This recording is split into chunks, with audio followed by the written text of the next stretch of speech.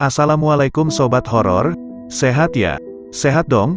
Jangan lupa subscribe, like video ini, komen dan share sebanyak-banyaknya. Pada kesempatan kali ini saya akan melanjutkan cerita horor yang kemarin, yaitu Gending Alas Mayit. Ini part yang ke-6, dan bagi kalian saya sarankan tonton dulu part sebelumnya, agar ceritanya menyambung dan menyatu untuk ditonton maupun didengar. Penasaran dengan ceritanya? Inilah ceritanya.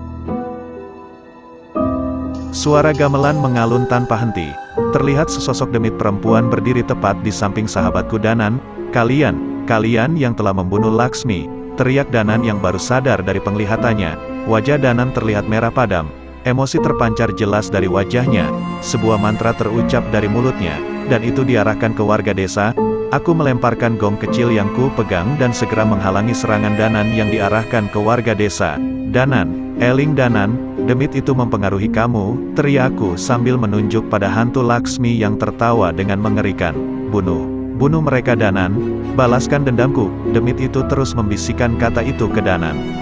Minggir Cahyo, jangan lindungi mereka. Mereka lebih biadab dari setan-setan itu, ucap Danan yang masih berusaha menyerang Aswangga. Aswangga memaksa Laksmi untuk melayani nafsu bejatnya. Anak buahnya memperkosa dan meninggalkan jasad Laksmi begitu saja di alas mayit, teriak Danan dengan penuh emosi. Warga desa yang menyebabkan orang tua Laksmi mati, terutama si kepala desa keparat itu. Aku menoleh kepada kepala desa dan Aswangga memastikan kebenarannya. Mereka terlihat pucat dan berusaha meninggalkan balai desa. Bukan begini caranya Danan, teriakku kepada Danan sembari melindungi Aswangga dan kepala desa. Kalau kamu melindungi mereka, aku gak akan segan-segan, ucap Danan dengan geram. Aku Ki Koncomu Danan. Tenang dulu, ucapku berusaha meyakinkan Danan. Namun Danan tidak peduli. Ia menyerangku dan menerjang keluar mengejar Aswangga dan kepala desa. Sebuah pukulan yang diselimuti mantra penguat dihujamkan kepada Aswangga. Namun anak buah Aswangga mencoba menahannya, dan mereka berakhir dengan terbaring tak berdaya di tanah. Piye iki Pak Kades? Gimana nih Pak Kades? Tanya Aswangga pada Pak Kades yang ada di sampingnya. Wis, kamu tenang dulu, jawab Pak Kades, sambil menyiapkan sesuatu dari kantungnya. Aku tidak punya pilihan, sepertinya aku harus melawan Danan, dengan kekuatan penuh sebelum ia menghabisi warga desa. Kematian pun tak cukup untuk membalaskan rasa sakit Laksmi. Danan bersiap sekali lagi membaca mantra untuk menyerang Aswangga. Namun aku berhasil mementalkannya. Kalau kamu mau menghabisi warga desa, berarti lawanmu adalah aku. Ucapku berdiri tepat di hadapan Danan. Baik kalau itu maumu, jawab Danan tanpa banyak bicara. Ajian lebur saketi adalah ilmu pukulan jarak jauh andalan Danan. Ia merapalkan itu, dan mengarahkan kepadaku. Sulit untuk menghindarinya. Namun dengan meminjam kekuatan Wanasura, roh kera pelindung dari hutan Wanamarta, aku melompat setinggi-tingginya dan menghindarinya. Pukulan keras kuhampirkan pada tubuh Cahyo yang membuat ia terpental. Secara fisik harusnya ia tidak bisa menahan pukulanku yang diselimuti kekuatan roh Wanasura. Suara gamelan terdengar semakin keras. Danan merespon suara itu dan bangkit lagi seolah tak terjadi apa-apa. Ia membaca mantra dan menarik sebuah keris dari sukmanya. Hei Danan, edan kowe, arep mateni aku, gila kamu, mau ngebunuh aku, teriakku. Danan tidak menjawab. Kali ini ia sudah benar-benar dikuasai oleh setan Laksmi itu. Ia menghujamkan keris itu, dan setiap serangannya menimbulkan getaran yang sangat kuat. Aku hanya bisa menghindar, dan menghindar. Satu tusukan keris itu bisa saja langsung mengakhiri nyawaku. Sesekali aku berhasil menyerang Danan, bahkan dengan kekuatan penuh. Namun suara gamelan kembali memaksa Cahyo untuk menyerangku. Mati. Kalian semua harus mati. Hanya ucapan itu yang terus keluar dari mulut Danan saat menyerang dengan kerisnya. Seandainya aku punya mantra pemanggil seperti Danan, mungkin aku bisa memanggil Geni Baraloka untuk memulihkannya. Tapi sepertinya tidak ada pilihan lain. Aku harus memanggil tubuh fisik Wanasura untuk melawan Danan walau dengan bayaran sebagian dari umurku. Sebuah pukulan kuhantamkan ke tanah. Danan dan seluruh benda yang ada di sekitarku terpental. Setidaknya jarak ini cukup untuk membuatku melakukan pemanggilan. Danan, jangan dendam padaku. Aku membentuk posisi meditasi dan merapalkan sebuah mantra pemanggil. Namun belum sempat selesai suara pukulan gong besar terdengar dari dalam hutan. Nada gamelan mulai berubah. Rasa panas terasa dari dalam tubuhku. Alunan nada gamelan terngiang tanpa henti di kepalaku, yang memaksa tubuh ini untuk mengikuti iramanya. Pak Sardi, gunakan tabuh watu ringin itu, perintahku pada Pak Sardi, untuk menghilangkan kutukan ini dari tubuhku. Namun sepertinya tidak sempat. Pukulan Danan sudah di hadapan wajahku, dan membuatku terpental. Ia mengejar dengan keris di tangannya, dan bersiap menghunuskannya kepadaku. Suara pukulan gong dari tabuh watu ringin mendengung. Kutukanku terlepas, aku berhasil menggerakkan tanganku, dan menahan keris Danan. Walau dengan luka di tanganku, sekali lagi pukulan keras dihujamkan Danan padaku. Kali ini dari jarak dekat, yang membuatku memuntahkan darah. Darah itu kental, berwarna merah dari mulutku. Mati di tangan sahabatku sendiri sama sekali hal yang tak pernah kupikirkan. Namun saat ini keris pusaka yang sudah berkali-kali menyelamatkan nyawa kami, sudah berada di depan wajahku, untuk menghabisi nyawaku. Tepat sebelum keris itu menusuk jantungku, sesosok makhluk terbang dari arah hutan, dan menendang Danan hingga terpental. Eyang Widarpa, ucapku yang terheran dengan kemunculan sesosok demit kakek tua berambut putih. Ia sama sekali tidak menoleh kepadaku, dan terus mengejar menghajar Danan. Terlihat Danan kewalahan menghadapi makhluk yang mengaku sebagai leluhurnya itu. Bocah asu, iso-iso nekowe dipengaruhi demit koyongene. Bocah asu, yang artinya begini, bisa-bisanya kamu dipengaruhi setan kaya begini. Makinya sambil tetap menghajar Danan, merasa terancam dengan kehadiran Eyang Widarpa. Roh Laksmi meninggalkan Danan, dan bersiap menyerang Pak Kades. Aku mencoba berdiri, namun sepertinya lukaku cukup serius. Pak Kades berlari hingga terjatuh. Sekarang saatnya kamu mati, ucap Roh Laksmi yang menerjang merasuki Pak Kades. Kami semua panik. Pak Sardi tak mampu mengejar mereka, namun tak disangka, Roh Laksmi terpental. Sebuah pasak tergenggam dari tangan Pak Kepala Desa. Pria itu berdiri dan terlihat senyum di wajahnya. Dasar demit, sudah mati masih bikin masalah. Pak Kades mengangkat pasaknya tinggi-tinggi, dan menusukkan pada dada setan Laksmi itu. Suara gamelan yang meneror desa terhenti. Setan itu tersungkur meronta, dan menahan rasa sakit. Tunggu, ada apa ini? Aku tidak mengerti dengan apa yang kulihat. Pak Kades, apa maksudnya semua ini? Pak Sardi mendekat mencari penjelasan namun ditahan oleh anak buah Aswangga. Warga desa bodoh, seharusnya kalian bisa hidup lebih lama dengan kutukan ini. Karena semua sudah terbongkar, malam ini kalian semua akan mati sebagai tumbal untuk menguasai kerajaan demit di alas mayit, ucap Pak Kades dengan raut wajah yang berbeda dari biasanya. Pak Kades menarik rambut Roh Laksmi, dan menyeretnya ke arah alas mayit. Ayo Aswangga, jangan lama-lama di sini, perintah Pak Kades pada Aswangga. Danan mulai tersadar, terlihat tak sedikit luka di tubuhnya akibat perbuatan Eyang Widarpa. Cahyo, Danan, segera menghampiriku, maafin aku Cahyo, ucapnya yang segera menolongku untuk duduk. Danan menempelkan tangannya pada punggungku, dan menyalurkan tenaga untuk memulihkan kondisiku. Ra mungkin tak maafin, ucapku pada Danan, rasa bersalah terlihat dengan jelas di wajah Danan.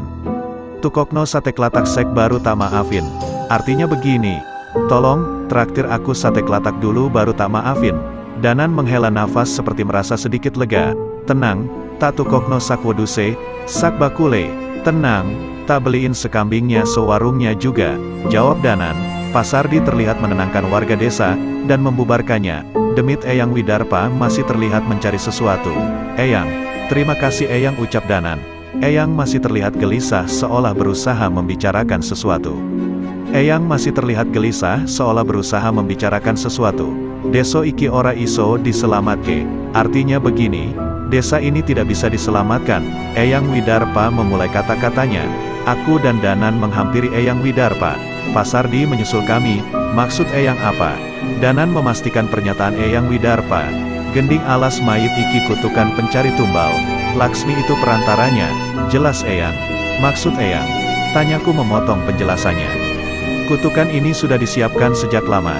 Sejak desa ini didirikan, kepala desa itu adalah jelmaan iblis penghuni alas mayit. Dia bermaksud menumbalkan seluruh warga desa. Kami semua tak mampu berkata apa-apa. Tidak mungkin, Pak Kades selama ini orang yang ramah, dan selalu membantu warga desa. Pak Sardi berkata dengan tidak percaya. Enggak Pak Sardi, saya sudah lihat perbuatan Pak Kades dan Aswangga di masa lalu. Itu benar-benar perbuatan iblis, cerita Danan dengan wajah yang mulai dikuasai emosi lagi. Eyang, kami sudah bawa tabuh watu ringin, dan kita diharuskan membuat lagi yang lebih besar. Apa ini bisa membantu? Tanyaku. Mungkin bisa, tabuh watu ringin itu bisa menahan warga dari kutukan. Namun demit-demit di alas mayit itu tetap harus kalian hadapi sendiri. jawab Eyang Widarpa. Baik Mbah, kami sudah bersiap untuk itu, ucap Danan. Jangan sombong, yang nanti kalian hadapi itu satu kerajaan demit. Sekarang terserah kalian mau apa. Eyang Widarpa terlihat bingung. Tanpa kami sadar Sekar sudah mulai sadar, dan mendengarkan perbincangan kami. Bapak, warga desa biar Sekar yang jaga. Bapak bantu Mas Danan dan Mas Cahyo saja, ucap Sekar. Dengan berat hati, Pasardi menyanggupi permintaan Sekar. Semakin banyak yang membantu harusnya semakin besar peluang kami menyelesaikan permasalahan ini. Eyang, biasanya kan Eyang datang bikin masalah, kok ini tiba-tiba datang bantuin kami? Tanyaku pada Eyang dengan sedikit penasaran. Hei bocah gemblung, rungono omonganku, dengerin omonganku. Eyang Widarpa berkata dengan wajah serius, ucapanku Kudumbo ingat, aku dan Danan memperhatikan benar-benar apa yang dikatakan Eyang Widarpa. Wong edan, kui bebas. Eyang Widarpa menyelesaikan perkataannya dan meninggalkan kami. Aku dan Danan masih tertegun dengan apa yang ia ucapkan. Danan, aku baru tahu, ternyata demit bisa ngelucu, ucapku pada Danan. Podo, wis embuhlah, balasnya. Hari semakin malam, nampaknya kami harus memasuki hutan malam ini. Kami melakukan beberapa persiapan dan berkumpul di tempat masuk alas mayit. Mas Danan, Mas Cahyo, sudah yakin? Tanya Pasardi. Yakin Pak. Pasardi, jangan memaksakan diri ya. Ucapku padanya sejenak. Aku teringat dengan kejadian di Imah Leweng saat Brakaraswana membunuh Pakuswara. Hati-hati, kita, udah disambut, ucap Danan pada kami. Dari dalam sebuah hutan yang gelap, terlihat makhluk halus penunggu hutan sudah menanti kami. Yang mengerikan, setan-setan ini tidak memiliki tubuh yang utuh dan bentuk yang bermacam-macam. Cahyo jangan diserang dulu. Aku mau mencari tahu sesuatu, ucap Danan. Danan menarik sebagian dari api geni baraloka yang tumbuh besar di perbatasan hutan, dan menyerang sesosok makhluk berwujud nenek tua yang hanya memiliki satu tangan. Setan itu terbakar, dan meronta. Namun tak lama, wajah busuk makhluk itu kembali menyerupai manusia. Jadi, ini kekuatan geni baraloka milik Pakle. Tanyaku pada Danan, kekuatan yang luar biasa. Pemilik ilmu ini pasti sudah mencapai tingkat kebajikan, ucap Paksardi yang terkesima dengan ilmu milik Pakle itu. Danan menghentikan serangannya ketika makhluk itu mulai tenang. Benar, tapi bukan itu yang mau tak pastikan, ucap Danan sambil mendekat ke roh nenek itu. Apa nenek sudah tenang? Tanya Danan. Terima kasih cu, nenek gak ngerasain sakit lagi, ucap makhluk itu kepada Danan. Maaf sebelum nenek pergi, bisa sedikit membantu kami menceritakan ada apa di alas mayit, ucap Danan pada makhluk itu. Danan benar, ada baiknya kami mencari tahu kondisi terlebih dahulu sebelum masuk ke dalam. Nenek itu mengangguk dan mulai bercerita pada kami. Jauh di zaman dulu, jauh sebelum ada desa di tempat ini, hutan ini adalah sebuah kerajaan. Layaknya sebuah kerajaan, mereka memiliki patih yang memegang wilayahnya masing-masing. Kerajaan ini yang sangat kuat dan hampir tidak pernah kalah perang. Namun semua berubah, ketika saat perayaan kemenangan, sang raja memanggil sekelompok pemain gamelan, sinden, dan penari, untuk menghibur para prajuritnya. Para pejabat sangat senang dengan permainan dari mereka. Hampir semua keinginan para pemain ini dipenuhi oleh para pejabat, sampai akhirnya keinginan mereka berubah menjadi hal yang mengerikan. Untuk memainkan pertunjukan, kelompok gamelan ini meminta 27 pasang telinga yang harus dipersembahkan sebelum pertunjukan. Awalnya para pejabat heran, namun karena kerajaan masih memiliki tahanan perang, akhirnya dipotonglah kedua daun telinga tahanan itu untuk memenuhi permintaan mereka. Namun ternyata itu hanya permulaan. Permintaan menjadi semakin mengerikan. Telinga, lengan, jari dalam jumlah yang tidak sedikit. Ketika kehabisan tahanan, mereka menggunakan warganya sendiri untuk diambil bagian tubuhnya. Maka setiap terdengar suara gamelan dari istana, warga akan bersembunyi atau meninggalkan kerajaan untuk menghindarkan diri dari permintaan kelompok gamelan itu. Semua menjadi mengerikan ketika tanpa sepengetahuan raja, kedua patih jatuh cinta dengan si penari. Mereka berebut untuk menarik perhatian wanita itu dengan memberikan apa yang dia mau. Warga yang harusnya dilindungi oleh patih kerajaan dibantai dan dimutilasi untuk diberikan kepada si penari. Apabila penari itu puas, ia akan menemani sang patih semalaman. Hal mengerikan terjadi lagi, ketika si penari meminta untuk menjadi ratu kepada dua patih itu. Pemberontakan terjadi, korban bergelimpangan di mana-mana. Kedua patih mencoba membunuh raja, namun diselamatkan oleh seorang patih yang masih setia. Karena tak mampu menahan pergolakan yang terjadi, sang patih dan raja mengajak warga yang masih bisa diselamatkan untuk meninggalkan kerajaan. Namun karena merasa bersalah dengan apa yang terjadi, raja kembali ke kerajaan seorang diri. Sang raja menantang kedua patih untuk bertarung dengan posisi raja sebagai hadiahnya. Dengan syarat pertarungan dilaksanakan di benteng istana. Disaksikan semua para pengikut patih dan diiringi oleh kelompok gamelan itu. Permintaan disanggupi. Seluruh pengikut kedua patih berkumpul menyaksikan. Benteng istana menjadi dipenuhi oleh orang-orang yang sebelumnya saling bertarung. Rupanya sang raja memiliki rencana.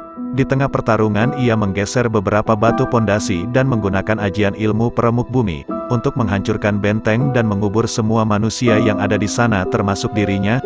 Nenek itu mencoba menyelesaikan ceritanya. Lantas mengapa sekarang tempat itu dipenuhi oleh banyak demit nek? Tanyaku. Penari itu ternyata jelmaan iblis laknat. Semua permintaan itu adalah tumbal untuknya. Semua warga yang mati karena permintaannya kini menjadi demit, dan kami hanya bisa menghilangkan rasa sakit bila meminum darah manusia. Jelasnya, sekarang ia tinggal di Sendang Banyu Ireng, tempat di mana kerajaan itu hancur, dan seorang patih biadab itu menjelma menjadi manusia yang mendirikan desa di ujung hutan ini. Ia sudah beberapa kali merubah wujudnya. Kami segera memikirkan tentang kepala desa. Bisa jadi setan patih kerajaan ini yang menjelma menjadi seorang kepala desa, untuk mengumpulkan tumbal si demit berwujud penari itu. Terima kasih Nek, semoga tenang di alam sana, ucap Danan sambil melepaskan ruh nenek itu yang perlahan menghilang.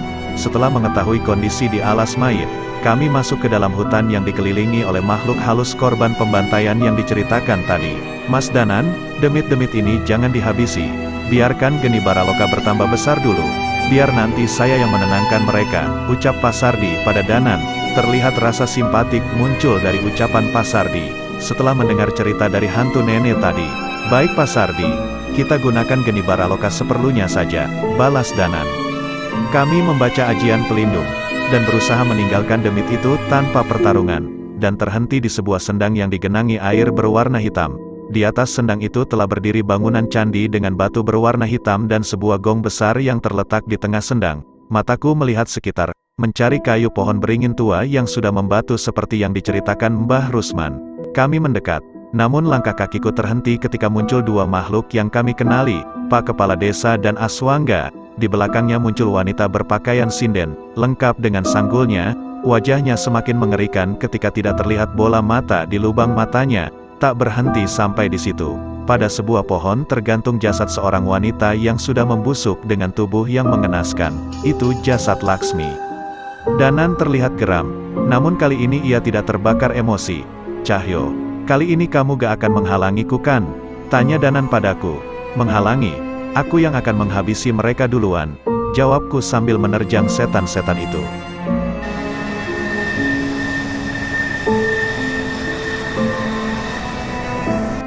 Oke teman-teman, gimana tuh? Tadi ceritanya?